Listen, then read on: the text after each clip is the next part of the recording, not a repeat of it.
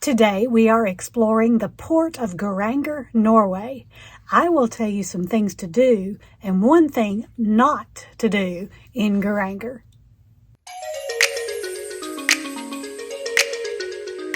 Hi, this is Shirley with Shirley's Journeys, and today we are looking at the port of Geiranger, Norway. This was our first stop in a 12-night Arctic Circle cruise with Royal Caribbean on the Jewel of the Seas. Shortly after our sail away from Amsterdam, this was our view from the balcony. Foggy, very little visibility, and I could see rain in the distance. I was concerned that our whole trip could be like this, but after a good night's sleep, we woke to this. And since we were in the land of the midnight sun, during the summer solstice, it never really got dark, and we could wake up pretty early to start enjoying the sail-in. All cares and concerns melted away as we enjoyed beautiful clear skies, seas like glass, and warm sunshine. As we neared Geiranger, we passed waterfall after waterfall after waterfall. Such a beautiful sail-in. We set anchor outside of Geiranger, and this was the view from my port side balcony. Looking aft, the tender boats are being lowered, and we can see a campground and waterfall behind us, and roads with switchbacks going up the mountain. In front of us is a road leading from the main port area of the town to that campground, and barely ahead of us you can just make out the town of Geiranger. A Costa cruise ship is in port today, and they got the privilege of docking in town while we are anchored. This is my source of the cautionary tale for Geiranger. In our research, we booked an amazing tour from visitgeiranger.com, and they supplied this map to help us know where to meet for the tour. Panorama Exclusive Bus Tour, a 3-hour motor coach tour with several stops. We booked the 11 o'clock tour. Our ship was scheduled to arrive in Geiranger at 10 a.m. To get to the town, guests on board must take a tender, a small boat, over to the land. Our ship uses its lifeboats as tender boats, so they board groups of about 200 people at a time. We were instructed to start picking up tender tickets at 9:15 a.m. Our tour didn't start till 11, so I thought I would just plan to be in line early to get the tickets so that we could get off on one of the earliest tenders. Well, I don't know how early people lined up, but by the time we got our tender tickets, we were on tender group number 8, and we were instructed to wait in the public areas until our tender number was called. Groups 1 through 4 were called pretty quickly. Timing was a little tight, but then everything came to a full stop. Best we can tell, the Costa ship may have arrived during our tender process, and when that happens, they have to stop all of the tenders for safety's sake. No one was calling for any tenders. It was getting closer and closer to 11, and I had a little feeling of despair that we would probably not make this tour. We were stuck on the ship and missed our excursion departure time. Many third-party excursion companies will offer shore excursions in the port, and often they are a lot less expensive than the cruise line's shore excursion. If they are a dedicated shore excursion, sometimes they will come with a guarantee that they will cancel if the ship doesn't make it to port, or if the ship is delayed in port, they will have a delayed departure time themselves. But that wasn't the case with this excursion that we booked.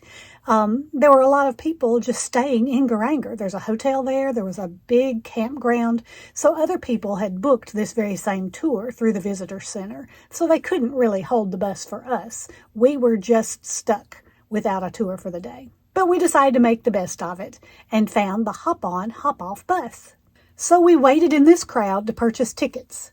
I'm sure the crowd was partly due to all the people having to make new plans, and we got there about the same time as the Costa ship, at least our tender did, so everybody was all there at once trying to book their tickets. Another thing we found out about the hop-on, hop-off is if you booked the tickets in advance online, you still had to redeem your voucher at this particular stand. So everybody was waiting in line. They didn't allow you to just present the voucher to the bus driver. This bus stopped at the Norwegian Fjord Center. You could walk here, but the hop-on, hop-off will save you 375 stair steps. There is an admission charge, and I will include a link to their website in the description below. The next stop was at a drop-off for Westerås Farm. It was a 25-minute walk to the farm from the drop-off. I had broken my shoulder about 2 weeks prior to this cruise, and so I was a little cautious about trying to go on any kind of hikes where the terrain might be a little uneven, as my sense of balance was off while wearing a sling. But I sure wish we had gone to this farm. Another tourist shared these photos. I understand the views were gorgeous, the staff was friendly, the restaurant was good, and they saw cute animals. The highest stop was at a viewpoint for the falls. I had no idea how to pronounce the name of these falls, so I did a Google Translate. Welcome to Flydalsjuvet. Yeah, that's right.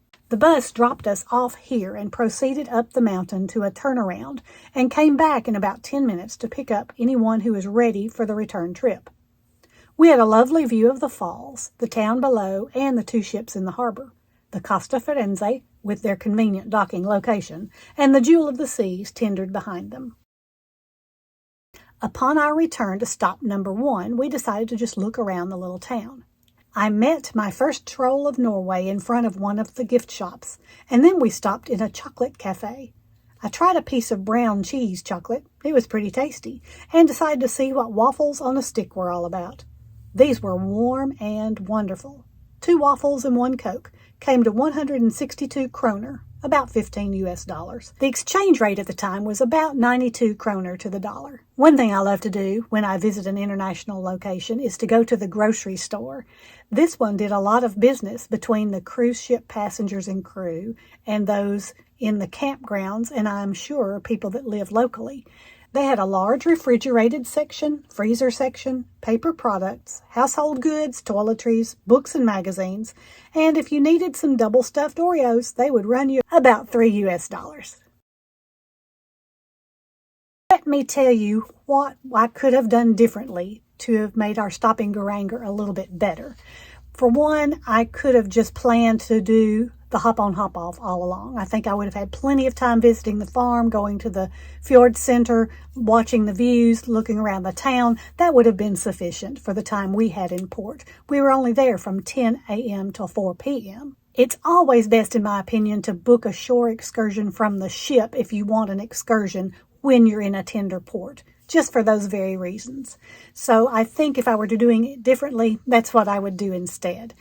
Otherwise, making sure I was in line much sooner for the tender tickets would have been a good thing to have done as well. We headed back to the tender boarding area and took one final look back at the town. As our ship left Geiranger, the captain turned the ship in the bay, and we enjoyed all of the stunning views from our balcony.